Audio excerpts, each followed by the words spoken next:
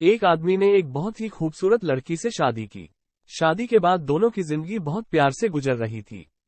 वो उसे बहुत चाहता था और उसकी खूबसूरती की हमेशा तारीफ किया करता था। लेकिन कुछ महीनों के बाद लड़की चर्म रोग, स्किन डिजीज से ग्रसित हो गई और धीरे धीरे उसकी खूबसूरती जाने लगी।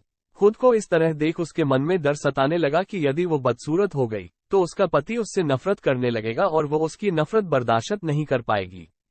इस बीच एक दिन पति को किसी काम से शहर से बाहर जाना पड़ा। काम खत्म कर जब वो घर वापस लौट रहा था, उसका एक्सीडेंट हो गया।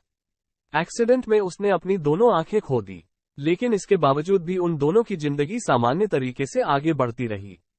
समय गुजरता रहा और अपने चर्मरोग के कारण लड़की ने अपनी खूबसूरती पूरी तरह गंवा दी।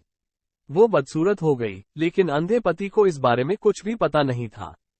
इसलिए इसका उनके खुशहाल विवाहित जीवन पर कोई प्रभाव नहीं पड़ा। वो उसे उसी तरह प्यार करता रहा।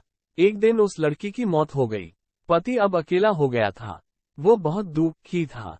वो उस शहर को छोड़कर जाना चाहता था। उसने अंतिम संस्कार की सारी क्रियाविधि पूर्ण की और शहर छोड़कर जाने लगा। तभी एक आदमी ने पीछे से उसे पुकारा और पास आकर कहा, अब तुम बिना सहारे के अकेले कैसे चल पाओगे? इतने साल तो तुम्हारी पत्नी तुम्हारी मदद किया करती थी। पति ने जवाब दिया, दोस्त, मैं अंधा नहीं हूँ, मैं बस अंधा होने का नाटक कर रहा था।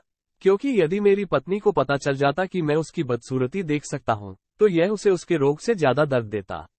इसलिए मैंने इतने साल अंधे होने का दिखावा किया। वो बहुत अच्छी पत्नी थी।